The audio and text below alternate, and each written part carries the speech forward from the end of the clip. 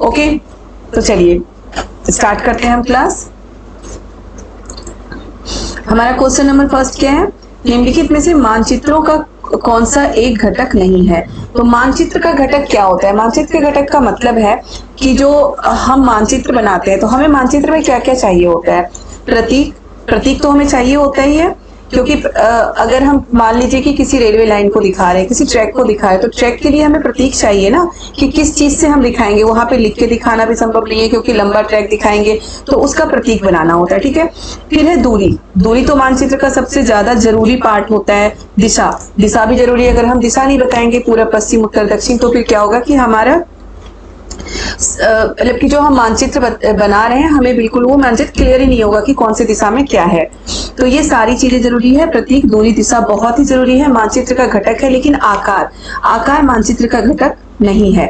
Okay, ये भी हम पढ़ेंगे, अभी ज्योग्राफी में ही पढ़ेंगे हम कि निम्नलिखित में से मानचित्रों का घटक हम पढ़ चुके हैं, पढ़ेंगे नहीं, हम पढ़ चुके हैं निम्नलिखित में मानचित्रों का घटक कौन सा नहीं है। तो हमारा जो आकार होता है वो मानचित्र का घटक नहीं है। आकार की जरूरत नहीं होती है मानचित्र में, लेकिन प्रतीक की भी घटक होती है, सॉरी प्रतीक की भी जरूरत होती है, दूरी की भी जरूरत होती है और दिशा की भी जरूरत होती है। ओके, अब हम देखते हैं question number 9, sorry question number 2। अपने कक्षीय समतल पर पृथ्वी के अक्ष का झुकाव कोण क्या है?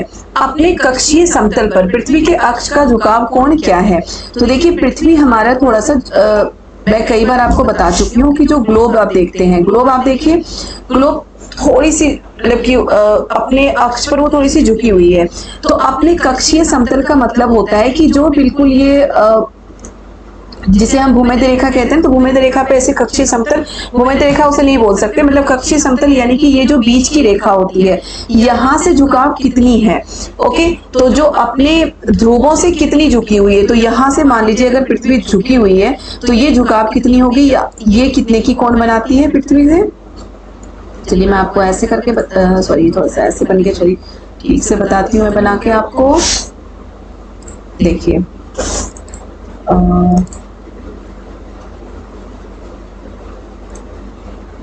ये मान लीजिए हमारी पृथ्वी है, थोड़ी सी झुकी हुई है अपने कक्षीय सतह से, थोड़ी सी झुकी हुई है, तो इसकी झुकाव, इसका झुकाव कोण है, इसे कक्षीय सतह कहते हैं जो बिल्कुल सीधा हो। तो इसका झुकाव कोण क्या है? अगर पृथ्वी थोड़ी सी झुकी हुई है तो इस तरह से झुकी होगी ना, तो इसका झुकाव कोण यानी कि जो कक्षीय सतह से अगर पूछा जाए तो कक्षीय सतह का मतलब है ये वाला कोण पूछ रहा है कि कितने का कोण बनाता है, कितना झुकाव कोण है। तो ये 66.5 डिग्री है। ठीक है, कितना झुकाव कोण है? 66.5 डिग्री है। लेकिन अगर ये पूछा जाए कि ध्रुवों से कितनी झुकी हुई है, तो 23.5 डिग्री झुकी हुई है। ठीक है, अगर यहाँ से यहाँ तक का झुकाव पूछा जाएगा तो 23.5 डिग्री है। लेकिन अगर कक्षीय सतह से पूछा जाएगा तो वो क्या हो जाएगा?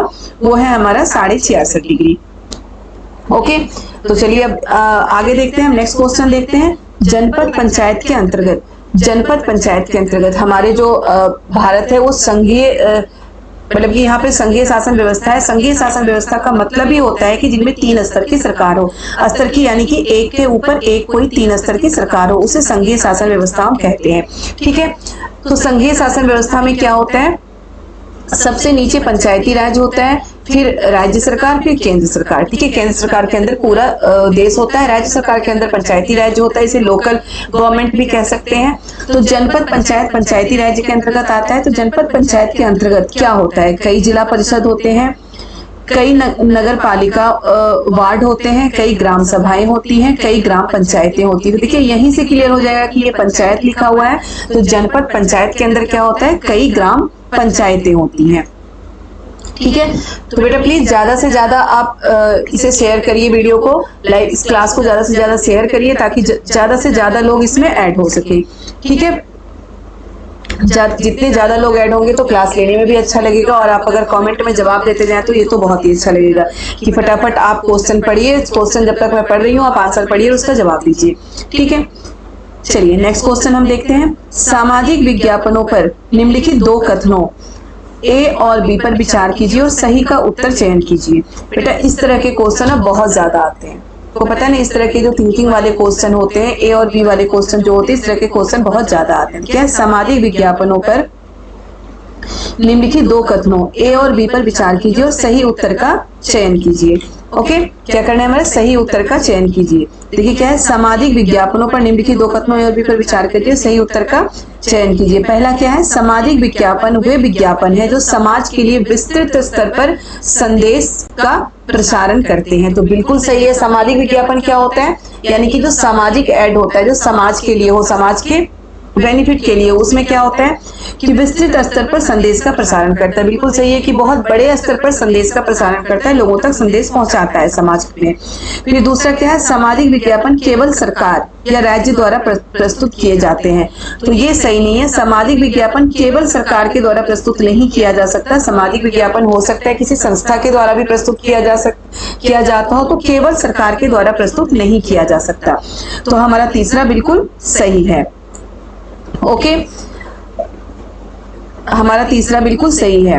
तो जेपी यादव जी, अगर आप आंसर दे रहे हैं तो प्लीज आप क्वेश्चन नंबर जरूर लिखते जाएं कि मुझे पता चले कि आप किसका आंसर दे रहे हैं। अगर 34 का आंसर आपने 3 दिया है तो बिल्कुल सही है।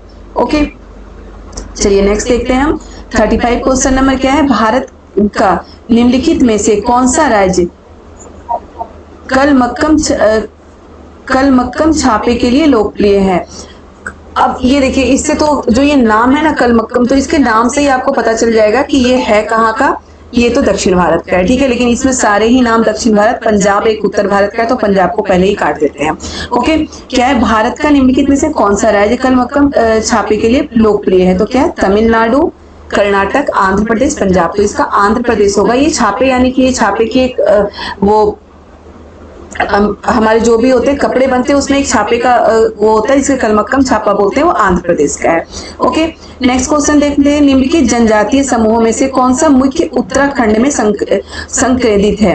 गोंड, माला, इरूड, भील, भोटिया। तो जो भोटिया जनजाति है वो उत्तराखंड में है।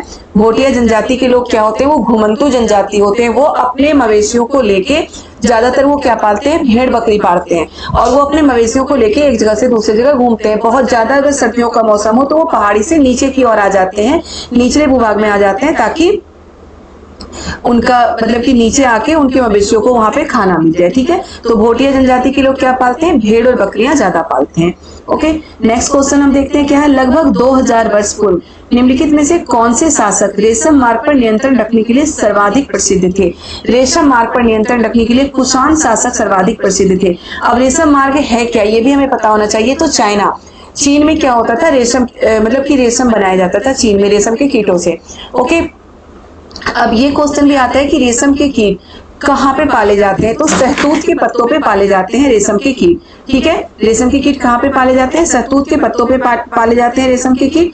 अब रेशम के वहां पे, और ये कहाँ पे बनाया जाता था पहले, 2000 वर्ष पूर्व से पहले ये कहाँ पे बनाया जाता था, ये चाइना में बनाया जाता था। और चाइना क्या कर रही थी कि बहुत दिनों तक उस कपड़े को मतलब कि वो जो टेक्निक थी बनाने की, उसे अपने देश तक ही संभाल के रखी थी कि कहीं दूसरे देशों में ये पता ना चल जाए, ठीक है।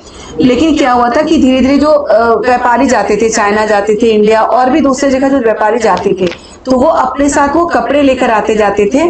और इस कारण क्या हुआ, रेशम के कपड़ों का पूरे विश्व में ज्ञान हो गया। ओके, और वो जिस रास्ते से व्यापारी रेशम के कपड़े लेके जाते थे या व्यापार करते थे, उसी को रेशम मार्ग कहा गया, ठीक है। चाइना से रेशम के कपड़े लेके जो दूसरे देश व्यापारी जिस रास्ते से जाते थे, उसे रेशम मार्ग कहा गया है। अब क्या है, लगभग 2000 वर्ष पूर्व निम्नलिखित में से कौन से शासक रेशम मार्ग पर नियंत्रण रखने के लिए सर्वाधिक प्रसिद्ध थे। तो कौन थे, वो कुषाण।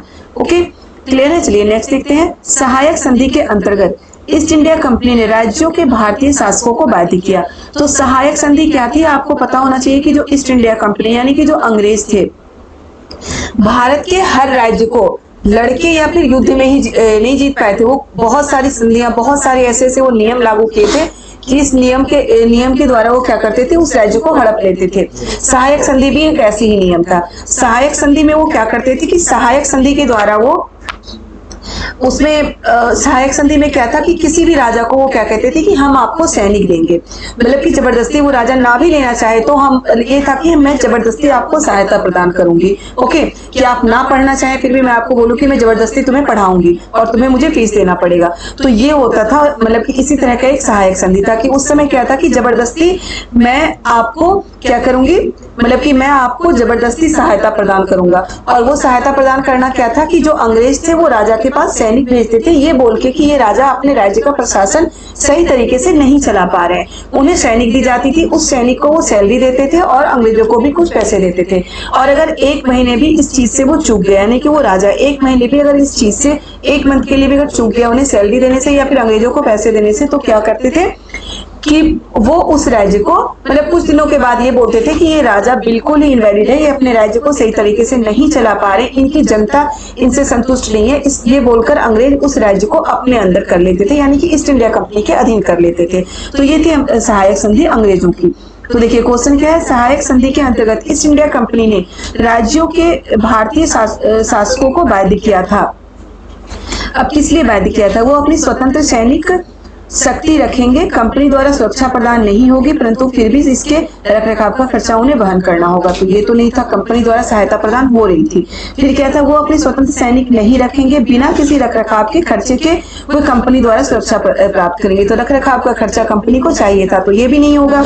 नेक्स्ट है, वो अपनी स्वतंत्र सैनिक शक्ति रखेंगे और साथ साथ उन्हें कंपनी द्वारा सुरक्षा दी जाएगी और इसके रखरखाव का खर्चा उन्हें वहन करना पड़ेगा। तो वो उन्हें स्वतंत्र सैनिक नहीं रखना था, उन्हें स्वतंत्र सैनिक नहीं रखते थे, बल्कि सिर्फ कंपनी उन्हें सहायता प्रदान करती थी। नेक्स्ट है, उनकी कोई अपनी स्वतंत्र सैनिक नहीं होगी, परंतु केवल कंपनी द्वारा सुरक्षा प्रदान कर सकेंगी और इसके रखरखाव का खर्चा उन्हें वहन करना होगा। तो ये बिल्कुल सही है हमारा ऑप्शन 4, जो मैं आपको अभी समझा चुकी हूँ। ओके, तो चलिए नेक्स्ट देखते हैं क्या है। अहोम के विषय में निम्नलिखित में से कौन सा एक तथ्य नहीं है?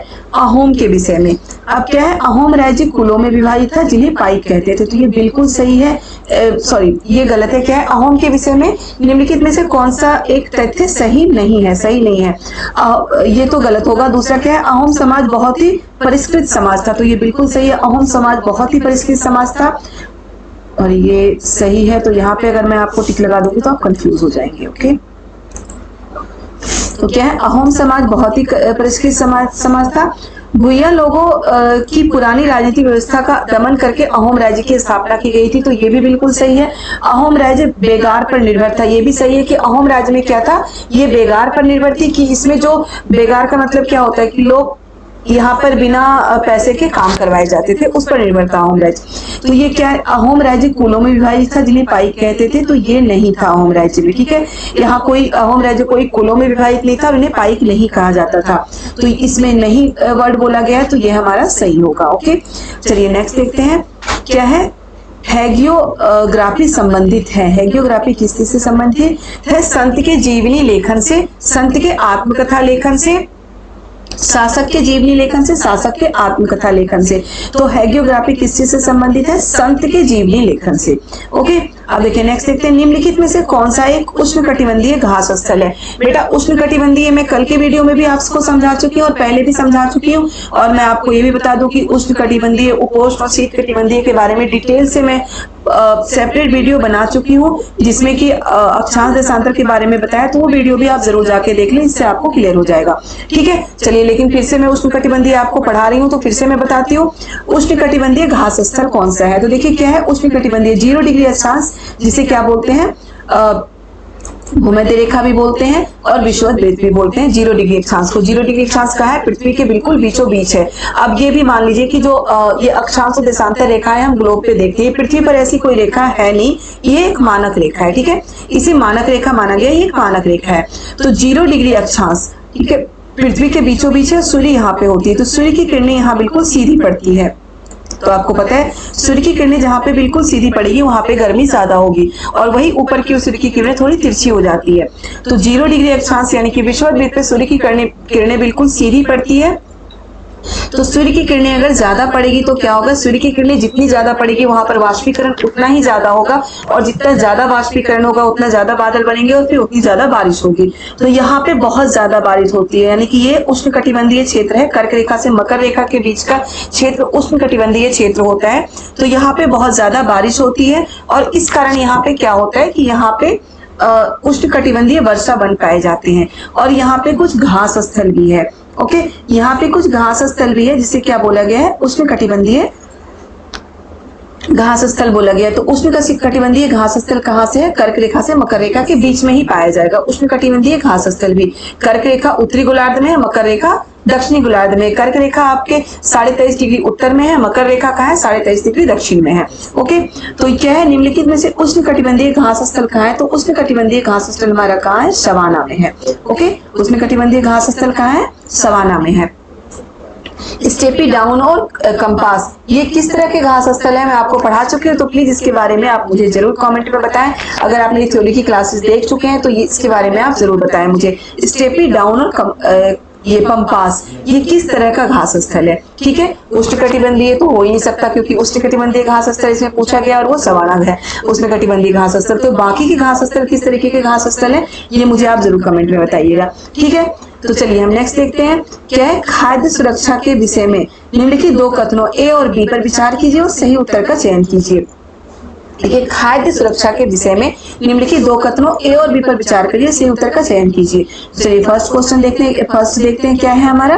कृषि के विकास का चरम लक्ष्य, कृषि के विकास का चरम लक्ष्य खाद्य सुरक्षा को बढ़ाना है। तो बिल्कुल सही है, जो कृषि के विकास का जो लक्ष्य होता है खाद्य सुरक्षा को बढ़ाना होता है। लेकिन इससे पहले हम ये जानते हैं कि खाद्य सुरक्षा है क्या।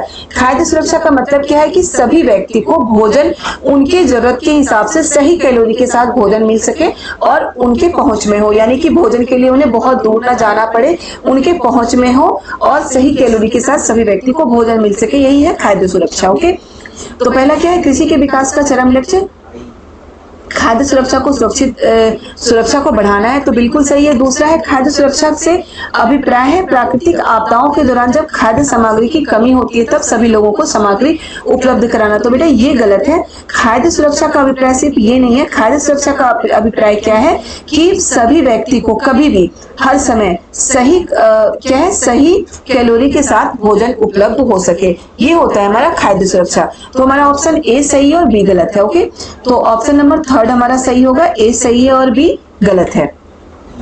चलिए हम नेक्स्ट देखते हैं। क्या है? निम्नलिखित में से एक को जीवाश्म ईंधन माना जाता है। निम्नलिखित में से एक को जीवाश्म ईंधन माना जाता है। क्या है? पेट्रोलियम, प्राकृतिक गैस, जलाऊ लकड़ी, कोयला जीवाश्म ईंधन माना जाता है। पेट्रोलियम, प्राकृतिक गैस, जलाऊ लकड़ी, कोयला। तो इनमें से जीवाश्म ईंधन क्या होगा? पेट्रोलियम, प्राकृतिक गैस, जलाऊ लकड़ी, कोयला। तो कोयला होना चाहिए इसमें। जीवाश्म ईंधन, प्राकृतिक गैस भी होगा, मेरे ख्याल से यहाँ पे नहीं होगा, क्योंकि पेट्रोलियम भी है, प्राकृतिक गैस भी है, कोयला भी है, ये तीनों ही जीवाश्म ईंधन है। मेरे ख्याल से यहाँ पे कुछ कट गया है जिसमें नहीं होना चाहिए। निम्नलिखित में से किसको जीवाश्म ईंधन नहीं माना जाता है? ठीक है, तो यहाँ पे नहीं होना चाहिए, जो कि कट चुका है। यहाँ पे जो क्वेश्चन में मतलब कि अपलोडिंग में थोड़ा सा कट गया है। तो जो जलाऊ लकड़ी है वो जीवाश्म ईंधन नहीं है। पेट्रोलियम भी जीवाश्म ईंधन है, प्राकृतिक गैस भी जीवाश्म ईंधन है, कोयला भी जीवाश्म ईंधन है, लेकिन जो ये जलाऊ लकड़ी है वो जीवाश्म ईंधन नहीं है। ओके, और इसमें ये पूछा गया, यहाँ पे हो सकता है कट गया होगा, नहीं होना चाहिए कि निम्नलिखित में कौन सा जीवाश्म ईंधन नहीं माना जाता है। ठीक है, तो जलाऊ लकड़ी जीवाश्म ईंधन नहीं है। चलिए नेक्स्ट देखते हैं। निम्नलिखित में से कौन सा एक केवल तटीय क्षेत्रों का अत्यधिक विनाश कर सकता है? निम्नलिखित में कौन सा एक केवल तटीय क्षेत्रों का अत्यधिक विनाश कर सकता है? सुनामी, ज्वालामुखी, ज्वार भाटा, भूकंप।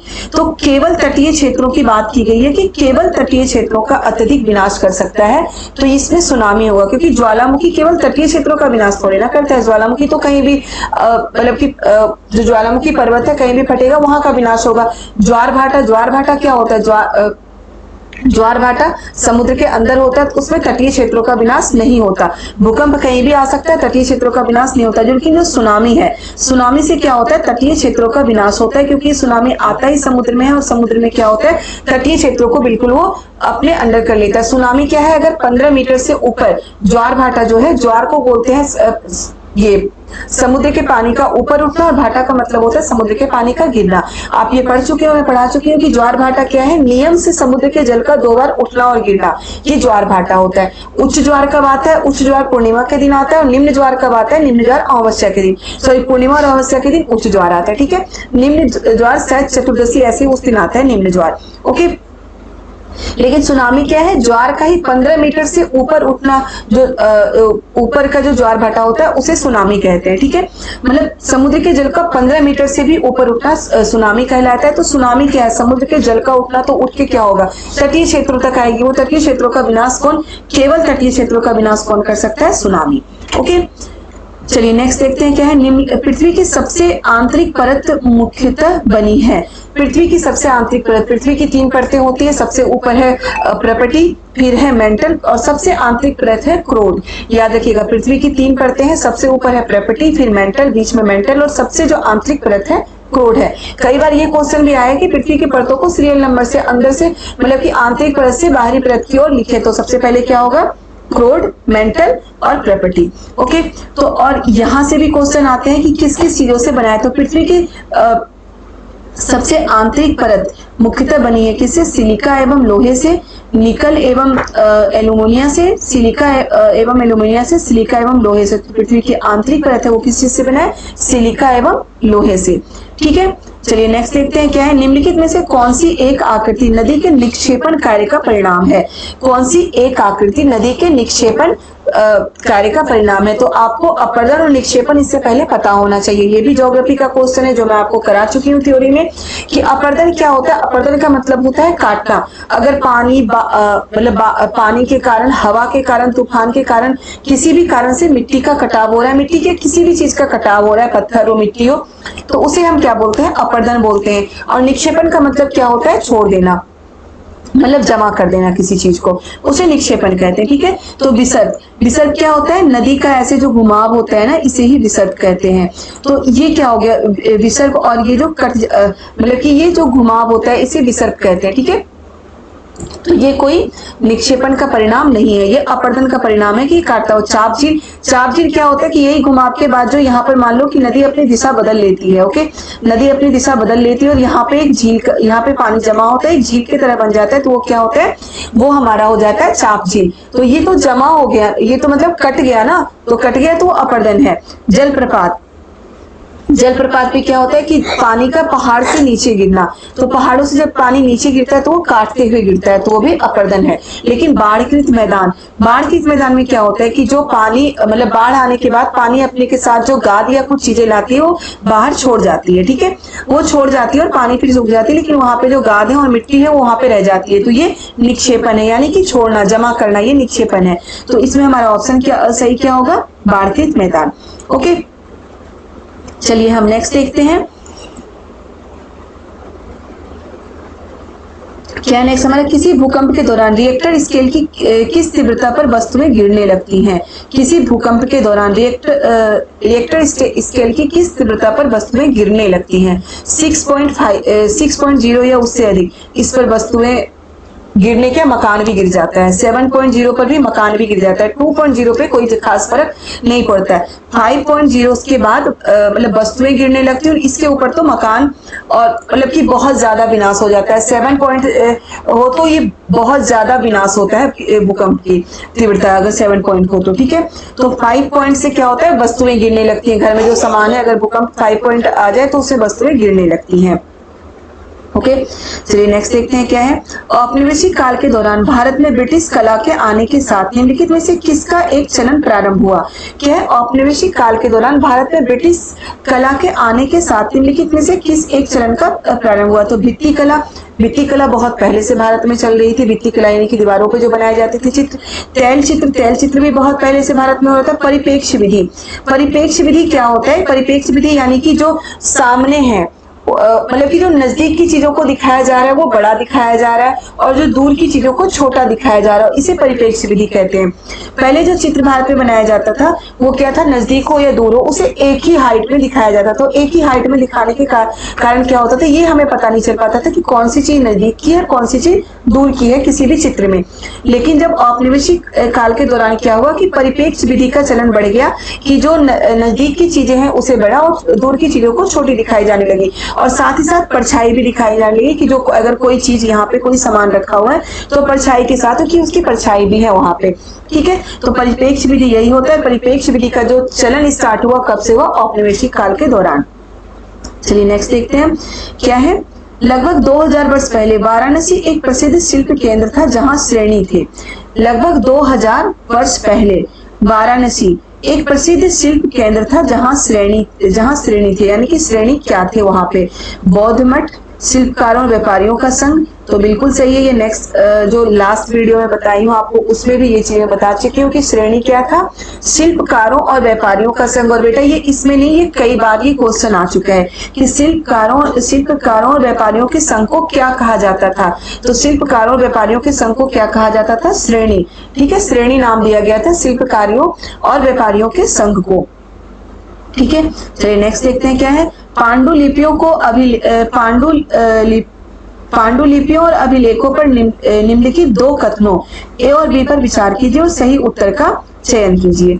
ठीक है, क्या है? पांडुलिपियां प्रायः ताड़पत्रों अथवा भुज्र नामक वृक्ष की छाल से विशेष तरीके से तैयार भोजपत्र पर लिखी जाती थी। तो ये बिल्कुल सही है।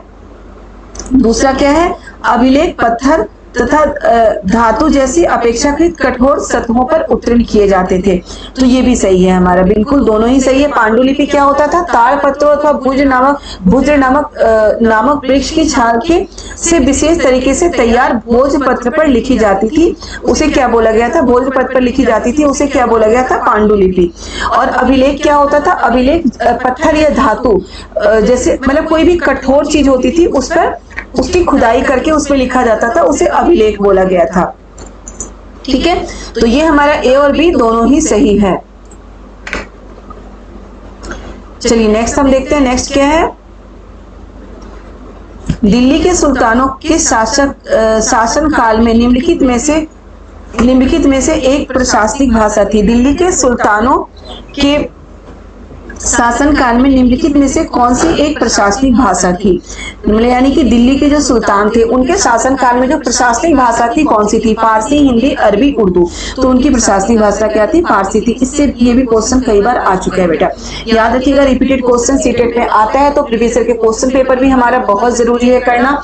आप मान लीजिए कि आपका इंपॉर्टेंट क्वेश्चन ही चल रहा है, क्योंकि रिपीटेड क्वेश्चन आते रहते हैं। आप सारे ही क्वेश्चन में सारे ही सीरियल नंबर से आपको करा रही हूँ 2011 से लेके 24 तक। ठीक है, सारे ही क्वेश्चन मैं आपको कराऊंगी। 2024 में आपको पता है 2 हो चुका है सीटेट, तो वो वहां तक यानी कि जो जुलाई में सीटेट हुआ था वहां तक के सारे पेपर में अभी आपको कराऊंगी एक एक करके।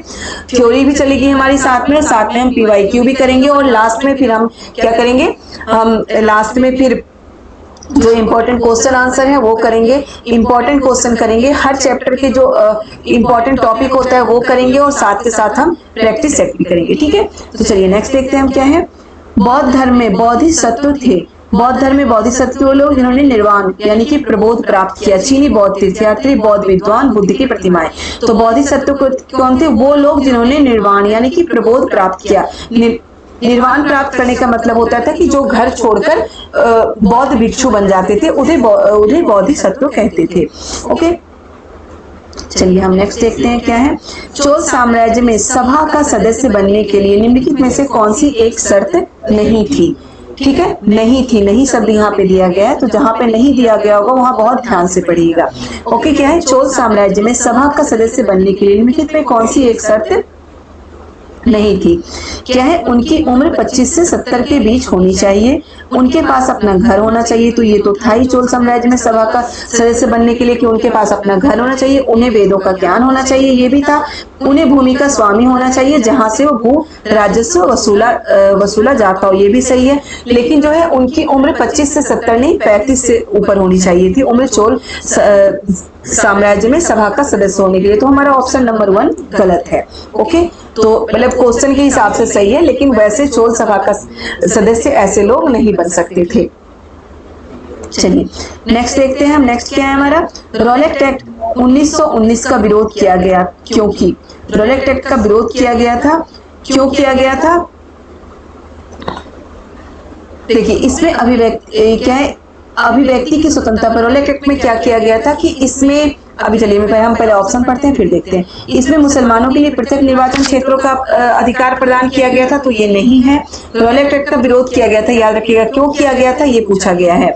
इसमें भारतीयों के हथियार रखने पर रोक लगा दी गई थी, तो वर्नाकुलर हथियार रखने पर रोक लगा दी गई थी, तो वो एक दूसरा एक्ट था, वो क्या था, आर्म्स एक्ट था। इसमें अभिव्यक्ति की स्वतंत्रता जैसे मौलिक अधिकारों पर अंकुश लगाया गया था तथा पुलिस को और अधिकार दिए गए थे, तो ये बिल्कुल सही है। प्रांतों में द्वैत शासन लागू किया था नहीं। और रॉयल एक्ट में क्या था कि इसमें अभिव्यक्ति की स्वतंत्रता पर, यानी कि कोई भी व्यक्ति किसी भी सरकार के खिलाफ कुछ भी नहीं बोल सकता था। रॉयल एक्ट में क्या था कि अगर सरकार के मतलब कोई भी एक जगह बैठ के सभा सम्मेलन नहीं कर सकता, सरकार के खिलाफ कुछ नहीं बोल सकता था। अगर उन्हें लगता था कि सरकार के खिलाफ बोल रहे हैं तो उन्हें जबरदस्ती पकड़ के जेल में डाल दिया जाता था, बिना किसी सबूत के उन्हें जेल में डाल दिया जाता था। ओके, और इसीलिए इसका विरोध किया गया था, यानी कि अभिव्यक्ति की स्वतंत्रता पर अंकुश लगा दी गई थी और पुलिस को बहुत ज्यादा अधिकार दे दिया गया था। और पुलिस उस समय थी कौन, अंग्रेज की पुलिस थी। चलिए नेक्स्ट देखते हैं। चाणक्य के अनेक विचार एक पुस्तक में लिखे गए हैं जिसे माना जाता है।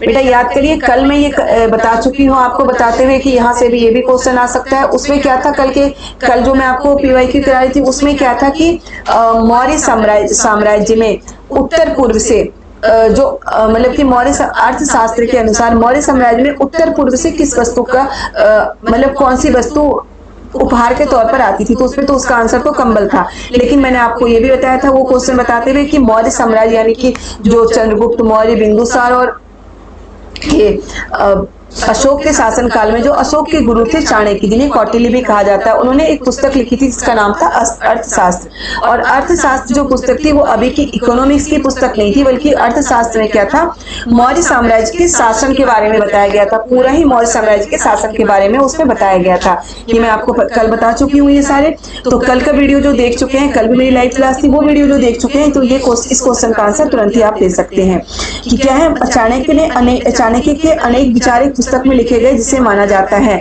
जिसे जाना जाता है, क्या जानता है, अर्थवेद, यजुर्वेद, धर्मशास्त्र नहीं अर्थशास्त्र। ओके, क्या बोला गया उसे, अर्थशास्त्र। चलिए नेक्स्ट देखते हैं।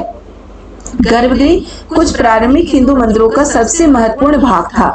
गर्भगृह कुछ प्रारंभिक हिंदू मंदिरों का सबसे महत्वपूर्ण भाग था। क्या था, मंदिरों में वह स्थान जहां लोग एकत्रित होते थे उसे मंडप कहा गया है।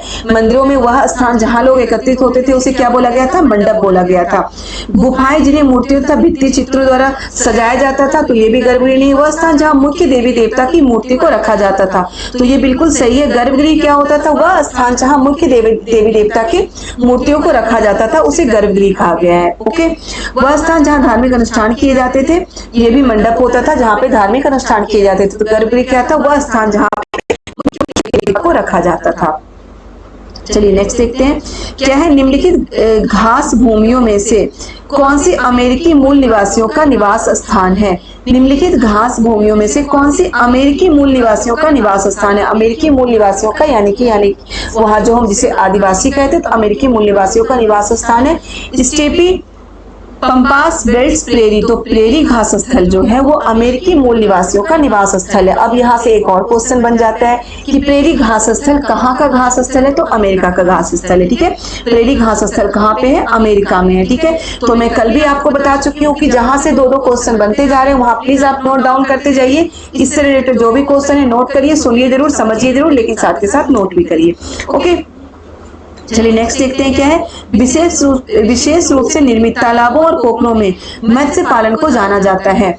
विशेष रूप से निर्मित तालाबों और पोखरों में मत्स्य पालन को जाना जाता है PC culture, horticulture, sericulture, viticulture. तो पीसी कल्चर क्या है, पीसी कल्चर का मतलब क्या होता है, मत्स्य पालन होता है। पीसी कल्चर का मतलब ये ज्योग्राफी का है और 8th क्लास की ज्योग्राफी का है। ठीक है, अभी 8th क्लास की ज्योग्राफी जब मैं आपको कराऊंगी थ्योरी तो ये सारी चीज डिटेल से कराऊंगी। विटीकल्चर क्या होता है, विटीकल्चर होता है अंगूरों की खेती।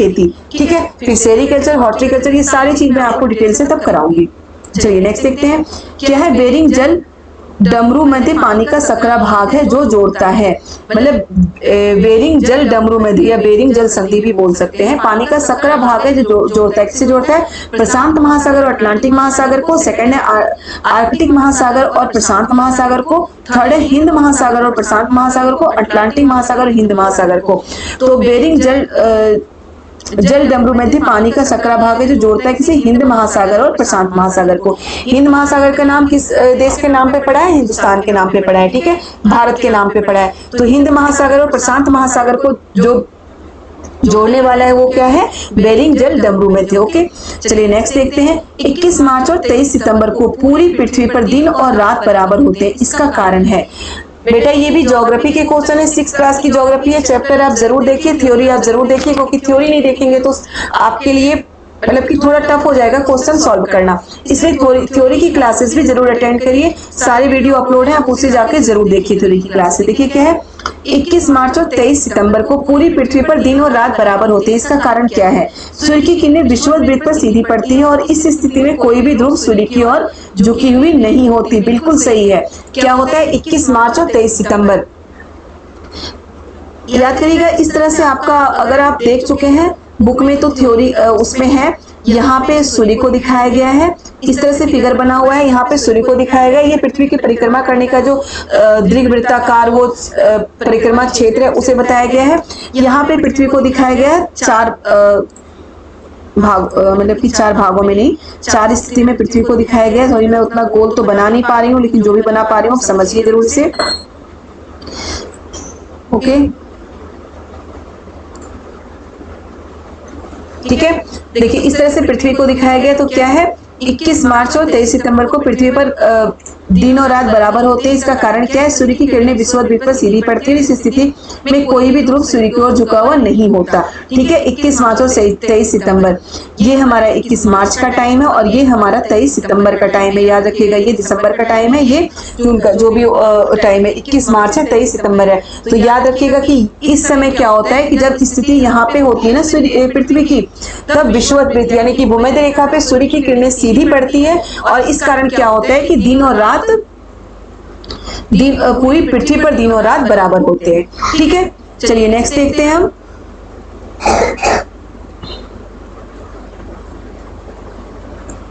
नेक्स्ट क्या है? सामाजिक विज्ञान के शिक्षण में प्रयोग की जाने वाली भाषा कैसी होनी चाहिए? सामाजिक विज्ञान के शिक्षण में प्रयोग की जाने वाली भाषा कैसी होनी चाहिए? अगर आप बच्चों को पढ़ाते हैं, प्राइवेट स्कूल में पढ़ाते हो, कहीं भी पढ़ाते हो, ट्यूशन पढ़ाते हो या कहीं भी पढ़ाते हो, तो सामाजिक विज्ञान के शिक्षण यानी कि जब एसएसटी आप पढ़ाते हो तो आप वहां पे प्रयोग की जाने वाली भाषा कैसी होनी चाहिए आपकी?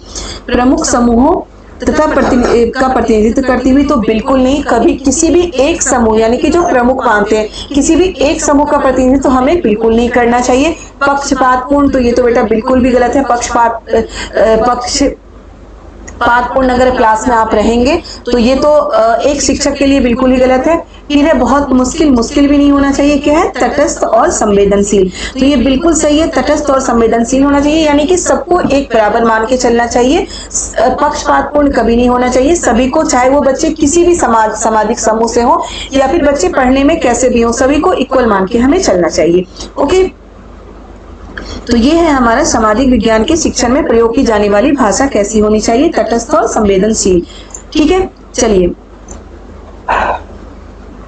नेक्स्ट है लोकतांत्रिक संस्थानों पर प्रोजेक्ट करके दिखाया जा सकता है कि लोकतांत्रिक संस्थानों पर, ठीक है, लोकतांत्रिक संस्थान जो होते हैं, प्रोजेक्ट करके दिखाया जा सकता है कि इनका विश्लेषण करके इनकी विशेषताओं और चुनौतियों को पहचाना जा सकता है।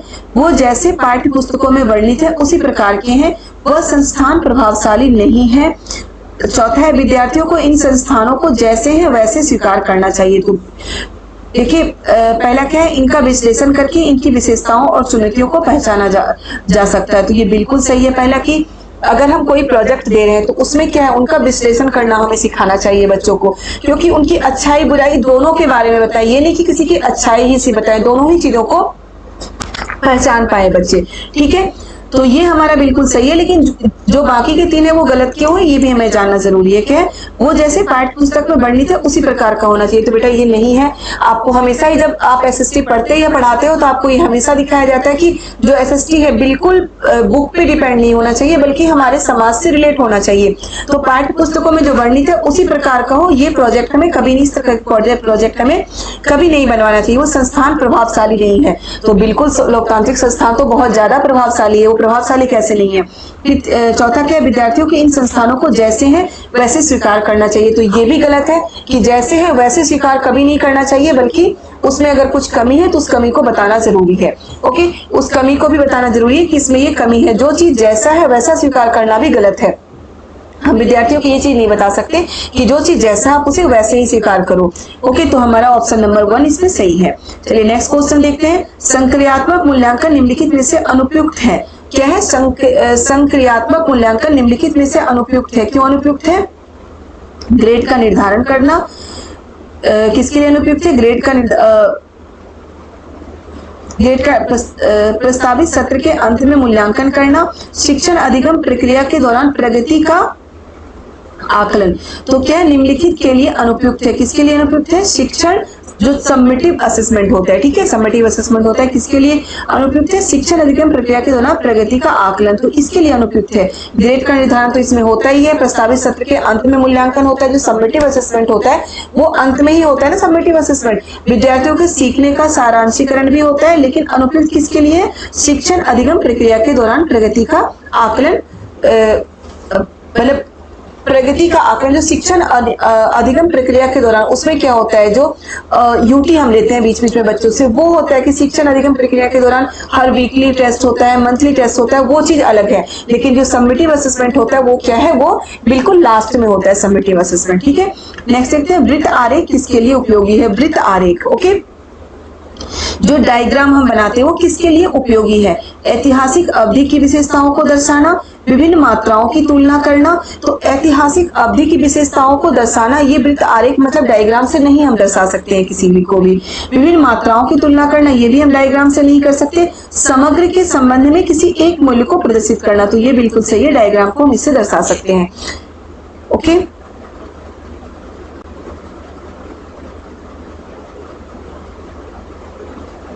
देखिए मुझे ये क्वेश्चन याद आ गया था अभी कि इसमें जब मैंने आपको बोला था कि यहाँ पे हो सकता है कि नहीं होगा, तो हम यहाँ पे इंग्लिश का देख सकते हैं। देखिए नोट लिखा हुआ है ना, निम्नलिखित में से किस एक को जीवाश्म ईंधन नहीं माना जाता है, ठीक है, किस एक को जीवाश्म ईंधन नहीं माना जाता है। यहाँ पे नहीं कट गया, लेकिन हम इंग्लिश में देख के जो इंग्लिश के क्वेश्चन है वो देख के क्लियर कर सकते हैं। तो जो जलाऊ लकड़ी है उसको जीवाश्म ईंधन नहीं माना जा सकता, ये मैं आपको अभी बता चुकी हूँ। ओके, तो चलिए हम नेक्स्ट कर देखते हैं बेटा।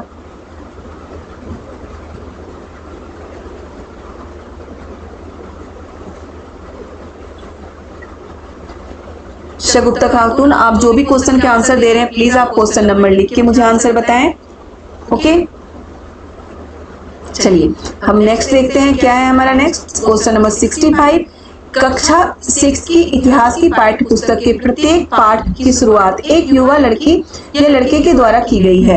बिल्कुल सही है। अगर आप 6 क्लास की इतिहास की हिस्ट्री पढ़ते हो ना, तो जो प्रत्येक चैप्टर है उसकी शुरुआत किसी की जाती है? एक लड़की या लड़के के द्वारा की जाती है। इसके विचार में पाठ्य पुस्तक निर्माता द्वारा यह रणनीति क्यों अपनाई गई है? अब क्यों अपनाई गई, वो इस तरह से क्यों इसे कर रहे हैं कि किसी ना लड़की या लड़के के द्वारा इसे स्टार्ट करा रहे? क्यों?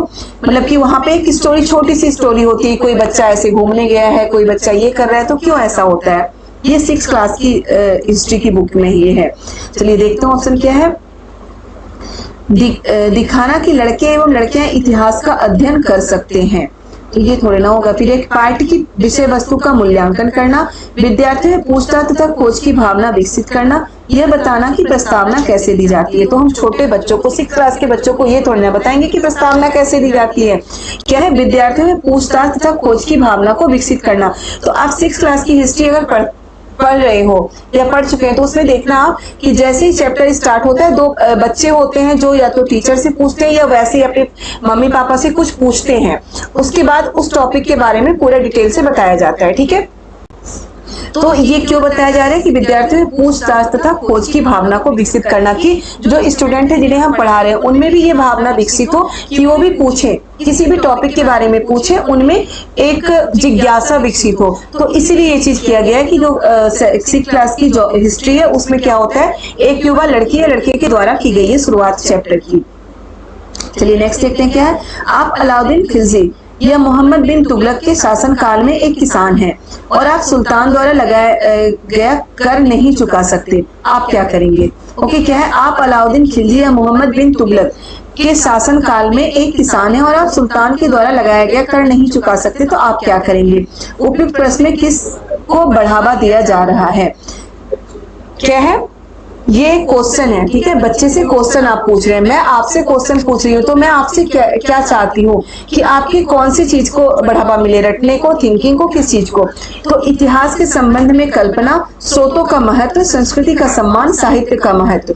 तो इसमें देखिए क्या बोला गया है कि आप, ठीक है, आप अलाउद्दीन खिलजी या मोहम्मद बिन तुगलक के शासन काल में क्या है? एक किसान है, तो कल्पना ही करेंगे ना कि चलो मैं उस समय एक किसान थी, तो क्या हो गया? कल्पना कर रहे हैं कि उस समय किसान थी और आप कर नहीं चुका पाएंगे, तो आप क्या करेंगे? तो हम कल्पना ही तो करेंगे कि हम उस समय क्या कर सकते थे।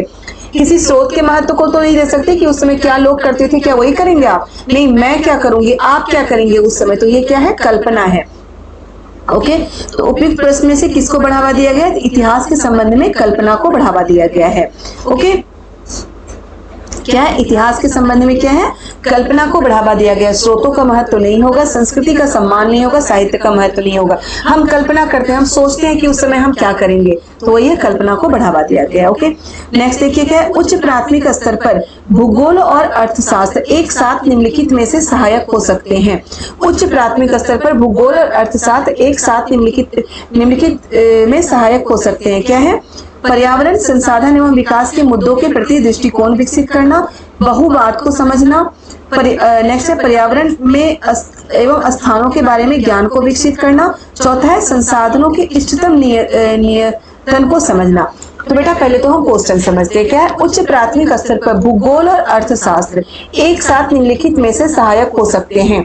उच्च प्राथमिक स्तर पर भूगोल और अर्थशास्त्र यानी कि दोनों ही, जो वैसा कोई टॉपिक जो हम भूगोल में भी पढ़ रहे हैं, ज्योग्राफी में पढ़ रहे हैं और इकोनॉमिक्स में भी पढ़ रहे हैं, तो थोड़ा सा आप दिमाग लगाइए कि ऐसा कौन सा टॉपिक है जो कि हम ज्योग्राफी में भी पढ़ते हैं और इकोनॉमिक्स में भी पढ़ते हैं। तो क्या है? पर्यावरण, संसाधन एवं विकास। संसाधन एवं विकास वाले जो टॉपिक है हम ज्योग्राफी में भी पढ़ते हैं और इकोनॉमिक्स में भी पढ़ते हैं। तो पर्यावरण एवं संसाधन एवं विकास के मुद्दों के प्रति दृष्टिकोण विकसित करना, तो ये हमें ज्योग्राफी में भी पढ़ने को मिलता है और इकोनॉमिक्स में भी पढ़ने को मिलता है। बहुलवाद को समझना, ये हमें ज्योग्राफी में पढ़ने को नहीं मिलता। पर्यावरण एवं स्थानों के बारे में ज्ञान को विकसित करना, ये सिर्फ हम ज्योग्राफी में पढ़ते हैं। संसाधनों के इष्टतम नियम को समझना, ये भी सिर्फ हम ज्योग्राफी में पढ़ते हैं। ठीक है, तो इस क्वेश्चन का मतलब यही है कि हम जो ज्योग्राफी और इको दोनों में जो टॉपिक पढ़ रहे हैं उसके बारे में। चलिए नेक्स्ट देखते हैं। रचनात्मक मूल्यांकन को कब किया जाता है? रचनात्मक मूल्यांकन कब किया जाता है, यानी कि फॉर्मेटिव एवैल्यूएशन जो है वो कब किया जाता है? सत्र के अंत में। तो सत्र के अंत में समेटिव असेसमेंट होता है, जो मैं ऊपर आपको बता चुकी हूँ। नई इकाई को पढ़ाने के लिए तो हम उनको जो पूर्व ज्ञान है, यानी कि जो पहले से प्रीवियस नॉलेज है उसको बताएंगे ना, कोई मूल्यांकन थोड़ी ना करेंगे हम नए टॉपिक को पढ़ाने के लिए। फिर है शिक्षण अधिगम प्रक्रिया के दौरान और इकाई के अंत में। तो जो शिक्षण अधिगम प्रक्रिया के दौरान है उस समय हम करते हैं रचनात्मक मूल्यांकन, जिसे हम कहते हैं फॉर्मेटिव एवैल्यूएशन। ओके, ठीक है, शिक्षण अधिगम प्रक्रिया के दौरान। चलिए नेक्स्ट देखते हैं क्या है। कक्षा कक्ष में पक्षपात, भेदभाव और पूर्वाग्रहों को किसके द्वारा दूर किया जा सकता है? मतलब किसी क्लास में भेदभाव हो रहा हो, पूर्वाग्रह हो, तो उसको किसके द्वारा दूर किया जा सकता है? देखिए क्या है। मानवता पर एक व्याख्यान का आयोजन करके उनकी बातों पर ध्यान ना देकर क्योंकि बच्चे एक ना एक दिन अपने आप इन्हें छोड़ देंगे, तो ये चीज तो है ही नहीं। हमें तो बच्चों की बातों में, अगर बच्चों में भेदभाव और पूर्वाग्रह है तो उन्हें समझाना पड़ता है, ऐसा थोड़ी नहीं कि बातों पे हम ध्यान ही ना दें। मानवता पर एक व्याख्यान आयोजन करके। फिर क्या है तीसरा, सामाजिक वास्तविकताओं के विभिन्न आयामों के बारे में परिचर्चा करके। चौथा है संविधान के आमुख को प्रदान करके। तो संविधान के आमुख को प्रदान करके भी नहीं कर सकते कि सामाजिक वास्तविकताओं के विभिन्न आयामों के बारे में चर्चा करके हम क्या कर सकते हैं कि पक्षपात, भेदभाव और पूर्वाग्रहों को दूर किया जा सकता है, दूर करने का हम प्रयास कर सकते हैं। ठीक है, तो ऑप्शन नंबर 3 हमारा सही होगा। चलिए नेक्स्ट देखते हैं क्या है। एक क्षेत्र के इतिहास के पाठ को शिक्षक भी अभी पढ़ा रही है। एक क्षेत्र के इतिहास के पाठ को शिक्षक भी अभी पढ़ा रही है, आपके विचार में बी को क्या करना चाहिए? एक क्षेत्र के इतिहास के पाठ को शिक्षक भी पढ़ा रही है, आपके विचार में बी को क्या करना चाहिए? विभिन्न कला विधियों में समानताओं तथा परिवर्तनों पर प्रकाश डालना चाहिए। विभिन्न शासकों के व्यक्तित्व पर प्रकाश डालना चाहिए। सिर्फ क्या शासक के व्यक्तित्व प्रकाश डाल के पढ़ाना जरूरी है? अवधि के मुख्य लक्षणों को विद्यार्थियों को याद कराना चाहिए। तो जहां याद करने की बात आ जाएगी बेटा वो बिल्कुल गलत हो जाएगा, याद रखिएगा। याद करने की बात, पनिशमेंट देने की बात आती है तो जो हमारे पेडालॉजी के क्वेश्चन होते हैं उसमें वो बिल्कुल गलत होगा। ओके, वर्तमान की भूतकाल के समानताओं पर प्रकाश डालना चाहिए। तो ये तो इतिहास पढ़ा रहे हैं, हम हिस्ट्री पढ़ा रहे हैं, तो वर्तमान की भूतकाल के समानताओं का प्रकाश डालना चाहिए, तो ये भी नहीं होगा। क्या होगा? विभिन्न कला अवधियों की समानताओं व परिवर्तनों पर प्रकाश डालना चाहिए। ठीक है, ऑप्शन नंबर फर्स्ट हमारा सही होगा। हम नेक्स्ट देखते हैं, मूल्यांकन का उद्देश्य क्या है। ठीक है, जो एग्जाम होते हैं, इवेल्युएशन होते हैं, उसका उद्देश्य क्या होता है? समस्यात्मक विद्यार्थियों की पहचान करना? बिल्कुल नहीं। समस्यात्मक विद्यार्थियों की पहचान करने के लिए क्या मूल्यांकन करते हैं? बच्चों को श्रेणियों में बांटना, तो ये भी गलत है। प्रतियोगिताओं को प्रोत्साहित करना, ये भी गलत है। शिक्षण अधिगम प्रक्रिया में सुधार लाना, तो ये बिल्कुल सही है कि जो हम मूल्यांकन करते हैं, जो इवेल्युएशन किया जाता है, वो हम अपने लिए करते हैं। ज्यादातर क्या होता है, शिक्षक अपने लिए करते हैं, ताकि हम ये देखें कि हमारे जो शिक्षण अधिगम प्रक्रिया है, यानी कि हम जो हमारा जो टीचिंग लर्निंग मेथड है उसमें हम किस तरह से सुधार ला सकते हैं, ताकि वो बच्चा और अच्छा कर सके और अच्छे से समझ सके। ठीक है, तो याद रखिएगा, जब भी आप पेडालॉजी के क्वेश्चन सॉल्व करते हैं तो याद रखिएगा कि वहां पे बच्चा गलत नहीं होता। बच्चे को कभी भी गलत नहीं माना गया है। गलत आप है, गलत हम है, बच्चा कभी भी गलत नहीं है। ओके, तो जहां पे भी बच्चों को गलत किया जा रहा है, जहां पे रटने की बात की जा रही है, जहां पे याद करने की बात की जा रही है, या फिर जहां पे बच्चों को पनिशमेंट देने की बात की जा रही है, वो क्वेश्चन तो बिल्कुल गलत ही हो जाएगा। और जहां पे ग्रेडिंग की बात की जा रही है वो ऑप्शन भी गलत होगा। ओके, जब भी आप पेडालॉजी के क्वेश्चन सॉल्व करते हैं तो हमेशा याद रखिएगा कि आप बच्चों के फेवर में रहिए। बच्चों के फेवर में रह के अगर क्वेश्चन आप सॉल्व करेंगे तो आंसर आपका सही होगा। चलिए नेक्स्ट देखते हैं क्या है। सामाजिक विज्ञान के शिक्षण में ऐतिहासिक फिल्में उपयोगी हैं। सामाजिक विज्ञान के शिक्षण में ऐतिहासिक फिल्में क्यों उपयोगी होती है? व्यक्तिगत समस्या पर ध्यान केंद्रित करने में, व्यक्तिगत समस्या पर ध्यान करने में ऐतिहासिक फिल्में उपयोगी नहीं होती। इतिहास को कल्पित कला के रूप में चित्रित करने में। तीसरा है एक विशेष सामाजिक संरचना के विभिन्न आयामों का सजीव चित्रण करने में। चौथा है एक अच्छा मनोरंजन प्रस्तुत करने। तो सामाजिक विज्ञान में सिर्फ मनोरंजन थोड़ी ना प्रस्तुत करना है। तीसरा ऑप्शन हमारा सही होगा कि एक विशेष सामाजिक संरचना के विभिन्न आयामों का सजीव चित्रण करने में। ओके, तो चलिए नेक्स्ट देखते हैं क्या है। सामाजिक विज्ञान की पाठ्य पुस्तकों के प्रति क्या दृष्टिकोण होना चाहिए? सामाजिक विज्ञान की पाठ्य पुस्तकों के प्रति क्या दृष्टिकोण होना चाहिए? क्या है? याद करने योग्य एक अभिलेख के रूप में। फिर याद करने की बात आ गई, मैंने पहले बोला था जहां पे याद करने की बात आएगी वहां पे वो ऑप्शन गलत होगा। आगामी पूछताछ के अवसर के रूप में। आगामी पूछताछ के अवसर क्या सिर्फ हम बच्चों को इसलिए पढ़ा रहे हैं कि पाठ्य पुस्तकों के प्रति दृष्टिकोण क्या होना चाहिए? बस मतलब जो बुक है उस पर बुक बस इसलिए है कि हम जो चैप्टर पढ़ा देंगे उसके बाद बस क्वेश्चन पूछेंगे बच्चों से? ज्ञान के भंडार के रूप में। सिर्फ ज्ञान के भंडार के रूप में भी नहीं है। क्या है? अंतिम मतलब कि फाइनल असेसमेंट के रूप में। तो ये सही है बिल्कुल, फाइनल असेसमेंट के रूप में पुस्तक मतलब कि बुक का जो दृष्टिकोण होना चाहिए क्या होना चाहिए? फाइनल असेसमेंट के रूप में। ओके, चलिए नेक्स्ट हम देखते हैं।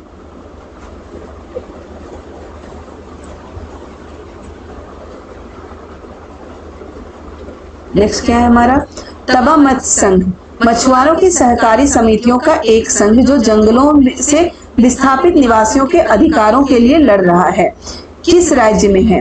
तवा मत्स्य संघ मछुआरों की सहकारी समितियों का एक संघ जो जंगलों से विस्थापित निवासियों के अधिकारों के लिए लड़ रहा है। किस राज्य में है? तो याद रखिएगा मध्य प्रदेश में है तवा मत्स्य संघ।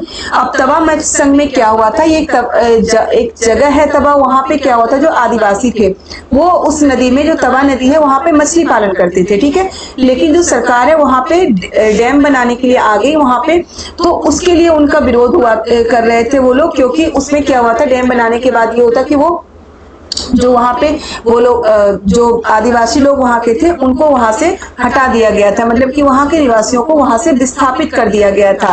क्योंकि अगर कहीं पे डैम बनाया जाता है तो वहां पे बहुत सारा भाग उसमें आ जाता है, वहां पे पानी इकट्ठा हो जाता है, तो आदिवासियों को वहां से विस्थापित कर दिया गया था और वो वहां पे मत्स्य पालन भी नहीं कर सकते थे, मछली पकड़ भी नहीं सकते थे, जबकि उनकी रोजी रोटी का कारण ही क्या था? मत्स्य पालन था। ओके,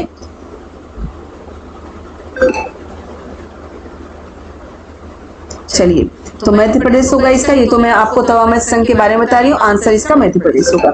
चलिए नेक्स्ट देखते हैं। नेक्स्ट क्या है हमारा, संविधान के अनुच्छेद 22 में उल्लिखित फौजदारी कानून के अंतर्गत निम्नलिखित गिरफ्तार व्यक्ति को निम्नलिखित में से कौन सा मौलिक अधिकार नहीं दिया गया है, नहीं फिरा गया।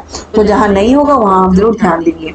क्या है, संविधान के अनुच्छेद 22 में उल्लिखित फौजदारी यानी कि दंड के कानून के अनुसार, ठीक है, फौजदारी कानून के अनुसार फंडामेंटल यानी कि कौन सा फंडामेंटल अधिकार, प्रत्येक गिरफ्तार व्यक्ति को निम्नलिखित में से कौन सा मौलिक अधिकार नहीं दिया गया है, मतलब कौन सा फंडामेंटल राइट को नहीं दिया गया है। अब पहला क्या है, पुलिस हिरासत में दिए गए इकबालिया बयान को आरोपी के खिलाफ सबूत के तौर पर इस्तेमाल किया जा सकता है। बेटा ये बिल्कुल नहीं है। कल भी मैं आपको जब क्लास ले रही थी, लाइव क्लास, उसमें ये बता रही थी कि पुलिस के सामने अगर कोई आरोपी, पहली बात तो जो उसका आरोप अगर उस मतलब कि उस पर जो भी ब्लेम लगाया गया वो अगर प्रूव नहीं होता तो हम किसी को आरोपी नहीं कह सकते, ठीक है। तो वो अगर पुलिस के सामने कोई बयान दे रहा है तो उस बयान को कोर्ट में वैलिड नहीं माना जाता है, ठीक है। तो पहला ऑप्शन ही हमारा गलत है, लेकिन हम बाकी भी देखेंगे क्योंकि हमें ये समझना है कि अनुच्छेद 22 में जो फौजदारी कानून के अंतर्गत गिरफ्तार व्यक्ति को क्या क्या अधिकार दिए गए हैं, तो उसके लिए ये ऑप्शन हम आगे देखेंगे। दूसरा क्या है, गिरफ्तारी के दौरान या हिरासत में किसी भी तरह का दुर्व्यवहार या यातना से बचने का अधिकार, बिल्कुल ये अधिकार दिया गया है अनुच्छेद 22 में फौजदारी कानून के अनुसार गिरफ्तार व्यक्ति को। तीसरा है, गिरफ्तारी के समय उसे यह जानने का अधिकार है कि गिरफ्तारी किस कारण से की जा रही है। अगर कोई हमें गिरफ्तार करने के लिए आता है तो मैं पहले पूछूंगी ना कि मुझे क्यों गिरफ्तार कर रहे हो, भाई वारंट दिखाओ, वारंट है आपको गिरफ्तार करने का, तो ये बिल्कुल हमारे पास अधिकार होता है। फिर गिरफ्तारी के 24 घंटों के भीतर मजिस्ट्रेट के समक्ष पेश होने का अधिकार है। अगर किसी व्यक्ति को गिरफ्तार किया जाता है तो 24 घंटे के भीतर उसे मजिस्ट्रेट के सामने पेश किया जाना चाहिए। अगर उसे मजिस्ट्रेट के सामने पेश नहीं किया जाएगा तो ये इनलीगल होता है, ओके। तो ये तीनों तो हमारे फौजदारी कानून के अंतर्गत आते हैं, यानी कि जो फौजदारी कानून के अंतर्गत का मतलब है जो अनुच्छेद 22 में फौजदारी कानून के अंतर्गत गिरफ्तार व्यक्ति को ये अधिकार दिए गए हैं। लेकिन जो फर्स्ट है कि पुलिस हिरासत में दिए गए इकबालिया बयान को आरोपी के खिलाफ सबूत के तौर पर इस्तेमाल किया जा सकता है, तो पुलिस हिरासत में जो इकबालिया बयान दी जाती है उसे किसी भी सबूत के तौर पर इस्तेमाल नहीं किया जा सकता, ठीक है। ऑप्शन नंबर फर्स्ट सही होगा। नेक्स्ट है, विधानसभा के सदस्य क्या होते हैं। विधानसभा के सदस्य लोगों द्वारा चुने हुए होते हैं, नहीं राज्यपाल द्वारा नियुक्त किए जाते हैं, प्रधानमंत्री द्वारा नियुक्त किए जाते हैं, मुख्यमंत्री द्वारा नियुक्त किए जाते हैं। तो विधानसभा के सदस्य कौन होते हैं, विधानसभा के सदस्य कौन होते हैं, विधायक होते हैं। तो विधायक क्या होते हैं, लोगों द्वारा चुने गए होते हैं, ओके। नेक्स्ट है, गठबंधन सरकार से अभिप्राय है।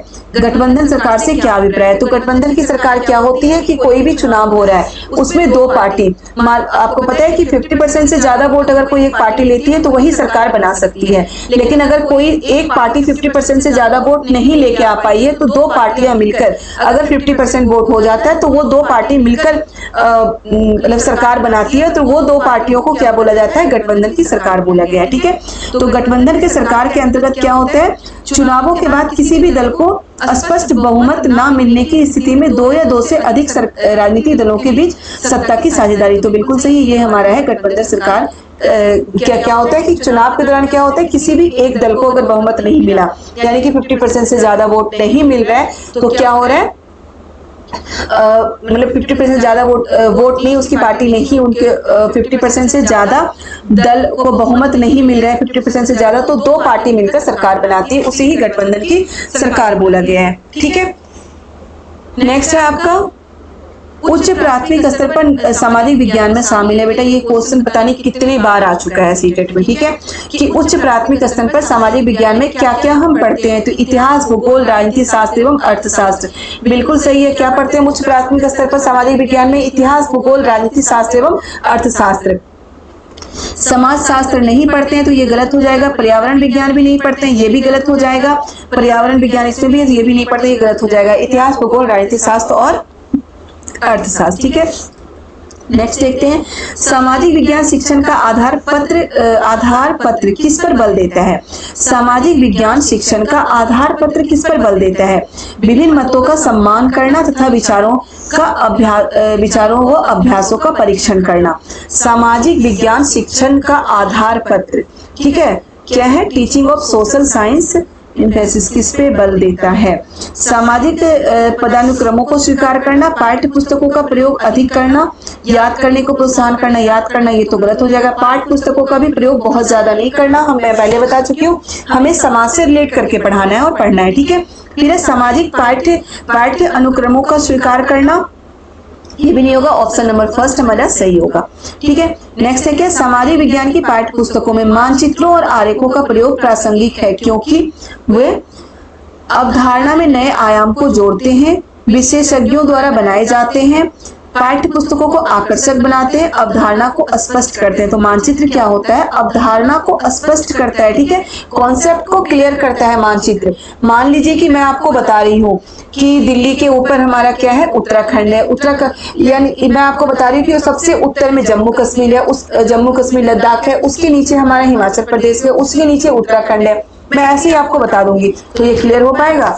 रटने वाली बात हो जाएगी ना। लेकिन अगर मैप ऐसे बना के बताया जाए कि ये हमारा भारत है, भारत में सबसे ऊपर क्या है? जम्मू और कश्मीर है, उसके नीचे हिमाचल प्रदेश है, फिर उत्तराखंड है, अगर इस तरह से बताया जाए तो वो क्लियर होता है, ठीक है। तो क्या है? अवधारणा को स्पष्ट करता है, कॉन्सेप्ट को क्या कहता है? क्लियर करता है मानचित्र, ठीक है। नेक्स्ट देखते हैं कक्षा में परिचर्चा के लिए दिए जाने वाले सामाजिक आंदोलन के प्रतीक अध्ययन यानी कि केस स्टडी में निम्नलिखित में होना आवश्यक नहीं। निम्नलिखित में से किसका होना आवश्यक नहीं है? क्या है? कक्षा में परिचर्चा के लिए दिए जाने वाले सामाजिक आंदोलन के प्रतीक अध्ययन मतलब सामाजिक आंदोलन के केस स्टडी में निम्नलिखित में से किसका होना आवश्यक नहीं है? आंदोलन के समाधान, हम सामाजिक आंदोलन का केस स्टडी कर रहे हैं, ठीक है। आंदोलन की पृष्ठभूमि बिल्कुल सही है, पृष्ठभूमि का होना जरूरी है। आंदोलन का उद्देश्य भी होना जरूरी है। आंदोलन से संबंधित समस्याओं के क्षेत्र भी होना, समस्याओं का तो पता होना जरूरी है। केस स्टडी अगर हम कर रहे हैं किसी भी सामाजिक आंदोलन पर, पृष्ठभूमि भी जरूरी है, उद्देश्य भी जरूरी है, और जो समस्याएं हुई है जिसके कारण आंदोलन हुआ है वो भी जरूरी है। आंदोलनों का समाधान जरूरी नहीं है, ठीक है। क्या है? आंदोलनों का समाधान जरूरी नहीं है क्योंकि हम आंदोलन के ऊपर केस स्टडी कर रहे हैं, समाधान के ऊपर केस स्टडी नहीं कर रहे हैं। ओके,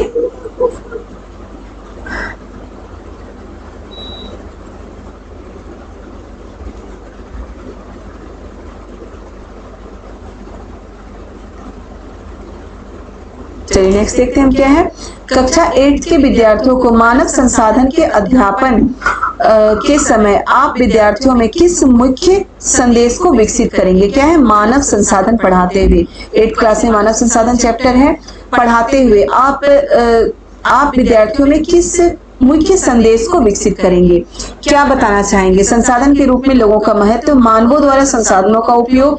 मानव संसाधन क्या होता है? मानव संसाधन मनुष्य यानी कि हम, मैं, आप सभी मनुष्य एक संसाधन है और सबसे महत्वपूर्ण संसाधन क्या है? मनुष्य ही है। सबसे महत्वपूर्ण संसाधन मनुष्य, किसी भी संसाधन को पावरफुल मनुष्य बनाता है और सबसे महत्वपूर्ण संसाधन भी मनुष्य ही है, ठीक है। तो क्या है? संसाधनों के रूप में लोगों का महत्व, तो ये बिल्कुल सही होगा। मानवों द्वारा संसाधनों का उपयोग, तो ये मानव संसाधन नहीं है। जनसंख्या का वितरण भी मानव संसाधन नहीं है। भौतिक संसाधनों का महत्व, ये भी मानव संसाधन नहीं है। वैसे जनसंख्या का वितरण भी हमारे मानव संसाधन के चैप्टर में ही है, लेकिन जो इसमें है ना कि अगर हम पेडोलॉजी के क्वेश्चन सॉल्व करते हैं तो मैं पहले ही बता चुकी, ज्यादा उपयुक्त जो आंसर होता है वो ढूंढते हैं। ओके, तो क्या है? विद्यार्थियों किस मुख्य संदेश को विकसित करेंगे? तो क्या करेंगे हम? संसाधन के रूप में लोगों के महत्व को विकसित करेंगे। ओके, चलिए नेक्स्ट देखते हैं क्या है। निम्नलिखित में से कौन सा एक ग्राम पंचायत का कार्य नहीं है? फिर नहीं वर्ड आ गया। कौन सा एक ग्राम पंचायत का कार्य नहीं है? पहला क्या है? गांव के लोगों को रोजगार देने संबंधी सरकारी योजनाएं लागू करना, गांव के बुनियादी सुविधाओं का निर्माण एवं रखरखाव, तो ये भी है। सरकारी योजनाएं लागू करना भी ग्राम पंचायत का काम है। स्थानीय कर लगाना और इकट्ठा करना, ग्राम पंचायत अपने पंचायत सचिव को चुनती है। तो क्या है? गांव के लोगों को रोजगार देने संबंधी सरकारी योजनाएं लागू करना, स्थानीय कर लगाना और इकट्ठा करना, ये भी ग्राम पंचायत का कार्य होता है। स्थानीय कर लगाना और इकट्ठा करना, तो ये जो सरकारी योजनाएं लागू करना, ये ग्राम पंचायत का कार्य नहीं होता है, ठीक है। ऑप्शन नंबर फर्स्ट हमारा इसका सही होना चाहिए। नेक्स्ट हम देखते हैं निम्नलिखित में से कौन सा एक दीवानी सिविल कानून के दायरे में आता है? ठीक है, जिसे हम क्या बोलते हैं? फैमिली लॉ भी बोल सकते हैं, फैमिली कानून बोल सकते हैं, सिविल लॉ बोलते हैं उसे। कि निम्नलिखित में कौन सा एक सिविल कानून के दायरे में आता है। जमीन को बेचने से संबंधी, याद रखिएगा, सिविल कानून के दायरे में नहीं आता है। याद देखिए, यहीं पे अभी हम मिस कर जाते हैं क्योंकि नहीं वर्ड पे हमें ध्यान देना है। तो बेटा जो क्रिमिनल कानून केस होते हैं, क्रिमिनल जो कानून होते हैं, उसमें क्या होता है, किसी की मारपीट, किसी का कोई नुकसान हो गया है, ठीक है, शारीरिक नुकसान, किसी को मार दिया गया हो, चोरी, इस तरह के तो क्या होता है, क्रिमिनल केस होते हैं। लेकिन जो सिविल लॉ होता है, सिविल लॉ में क्या होता है, जमीन, डॉरी, मतलब कि दहेज के लिए कोई कर रहा है कानून, डॉरी के लिए, या फिर जो डाइवोर्स, ये सारे सिविल लॉ में आते हैं। ओके, तो देखिए क्या है, निम्नलिखित में से कौन सा एक दीवानी सिविल कानून के दायरे में नहीं आता है। क्या है, जमीन को बेचने से संबंधित विवाद। तो जमीन को बेचने से संबंधित विवाद ये सिविल लॉ में आता है। दहेज के लिए महिला को परेशान करना, अगर महिला को परेशान करने जा रहा है, मैं अभी बता दूं, किसी को फिजिकली हर्ट कर रहे हैं, किसी को परेशान कर रहे हैं, तो वो क्या आता है, क्रिमिनल कानून में आता है। दहेज के लिए, दहेज की मांग करना, ठीक है, ये तो सिविल लॉ में आएगा, लेकिन मांग के लिए किसी को परेशान करना, ये क्या आ जाएगा, ये सीधे आ जाएगा आपका कहाँ पे, क्रिमिनल केस में, ठीक है।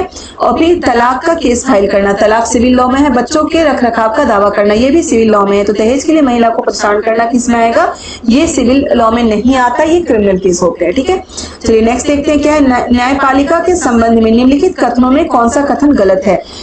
न्यायपालिका के संबंध में निम्नलिखित कथनों में से कौन सा कथन गलत है, फिर गलत वर्ड आ गया। न्यायपालिका को संसद द्वारा पारित किए गए कानूनों को रद्द करने का अधिकार है, बिल्कुल सही है। जो न्यायपालिका होती है, संसद द्वारा जो कानून पारित किए जाते हैं उसे रद्द करने का अधिकार है। कई बार आपने सुना होगा कोई कानून पारित हो गया, सुप्रीम कोर्ट उसे रद्द कर चुकी है, सुप्रीम कोर्ट उसे खत्म कर चुकी है, ठीक है।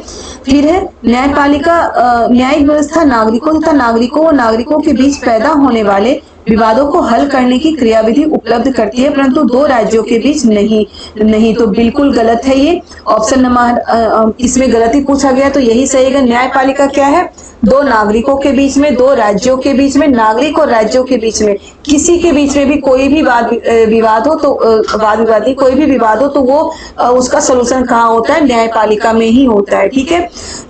नेक्स्ट है, न्यायपालिका के कार्य क्षेत्र में विधायिका और कार्यपालिका हस्तक्षेप नहीं कर सकते, बिल्कुल सही है। न्यायपालिका बिल्कुल स्वतंत्र होती है, जो हमारे सरकार की शक्तियों का बंटवारा किया गया है, कार्यपालिका, विधायिका और न्यायपालिका, ठीक है। तो न्यायपालिका बिल्कुल स्वतंत्र है कार्यपालिका और विधायिका से, याद रखिएगा। चौथा, ये नागरिकों के मौलिक अधिकारों की सुरक्षा करने में महत्वपूर्ण भूमिका निभाती थी, ये भी बिल्कुल सही है। मौलिक अधिकारों में सबसे लास्ट अधिकार है हमारा संवैधानिक उपचार का अधिकार, संवैधानिक छठा अधिकार जो है संवैधानिक उपचार का अधिकार। संवैधानिक उपचार के अधिकार के तहत हम सुप्रीम कोर्ट में किसी भी कोर्ट में जाके अपने अधिकारों की मांग कर सकते हैं, ठीक है। संवैधानिक उपचार के अधिकार के तहत हम कोर्ट में जाके अपने अधिकारों की मांग कर सकते हैं, तो न्यायपालिका ये भी करती है। ऑप्शन नंबर 2 हमारा सही होगा, क्योंकि इसमें क्या देखिए लिखा गया है यहाँ पे कि नागरिकों और नागरिकों के बीच पैदा होने वाले विवादों को हल करने की क्रियाविधि उपलब्ध करती है, परंतु दो राज्यों के बीच, राज्य सरकारों के बीच नहीं। तो राज्य सरकारों के बीच भी अगर कोई विवाद है तो उसका भी हल कौन कर सकती है, न्यायपालिका कर सकती है। चलिए नेक्स्ट देखते हैं क्या है, संवैधानिक उपचार का अधिकार के अंतर्गत केवल भाषाई, अभी यही मैं आपको बता रही थी, संवैधानिक उपचार का अधिकार, ठीक है, क्या है, केवल भाषाई अल्पसंख्यक समुदायों को यह अधिकार दिया गया है, तो ये बिल्कुल गलत है। जहां पे केवल भाषाई की बात हो रही है तो ये गलत है। फिर है, सभी नागरिकों को अदालत में जाने का अधिकार है यदि वे समझते हैं कि राज्य द्वारा किसी एक राज्य नीति के निर्देशक सिद्धांत का पालन नहीं हुआ है। तो बेटा ये नीति निर्देशक सिद्धांत में नहीं है, ये मौलिक अधिकार का अगर हम उल्लंघन हुआ है तो हम जा सकते हैं। यदि किसी नागरिक को लगता है कि किसी राज्य द्वारा उसके मौलिक अधिकारों का उल्लंघन हुआ है तो अदालत में जा सकते हैं, तो ऑप्शन नंबर 3 हमारा सही होगा। चलिए नेक्स्ट देखते हैं क्या है, संयुक्त राज्य अमेरिका में नागरिक अधिकार आंदोलन शुरू हुआ था। संयुक्त राज्य अमेरिका में नागरिक अधिकार आंदोलन क्यों शुरू हुआ था, जातीय विभेद और रंग भेद के कारण। सभी अफ्रीकी अमेरिकन नागरिकों के लिए समान अधिकार और जातीय विभेद की समाप्ति की मांग के लिए, तो बिल्कुल सही है। लेकिन अब मैं और भी देख लेते हैं कि इसमें क्या ऑप्शन है, अफ्रीकी अमेरिकन पुरुषों के मताधिकार, तो अफ्रीकी अमेरिकन पुरुषों के मताधिकार के लिए नहीं हुआ था। अफ्रीकी अमेरिकन वरिष्ठ नागरिकों की सामाजिक सुरक्षा की मांग के लिए ये भी गलत है। अफ्रीकी अमेरिकन महिलाओं के मताधिकार के लिए ये भी गलत है। जो पहला है कि अफ्रीकी अमेरिकन नागरिकों के लिए समान अधिकारों और जातीय विभेद को समाप्त करने के लिए। चलिए हम नेक्स्ट देखते हैं, भारतीय संसद के बारे में निम्नलिखित में से कौन सा कथन सत्य नहीं है? भारतीय संसद के बारे में फिर नहीं पढ़ा गया कि कौन सा कथन सत्य नहीं है। क्या है? वित्त से संबंधित मामलों में संसद की मंजूरी सरकारों के लिए महत्वपूर्ण नहीं होती। क्या है? वित्त से संबंधित मामलों में संसद की मंजूरी सरकारों के लिए महत्वपूर्ण नहीं होती। तो ये बिल्कुल गलत है बेटा। जो वित्त से संबंधित मामले होते हैं वो संसद में ही होते हैं और उसकी मंजूरी, संसद की मंजूरी बहुत जरूरी है वित्त से संबंधित मामलों में। ठीक है, हम और भी ऑप्शन देखते हैं। जब संसद का सत्र चल रहा होता है तो उसमें सबसे पहले प्रश्नकाल होता है। तो बिल्कुल सही है ये। जब संसद का सत्र चल रहा है तो सबसे पहले प्रश्नकाल होता है कि प्रश्न पूछे जाते हैं वहां पे।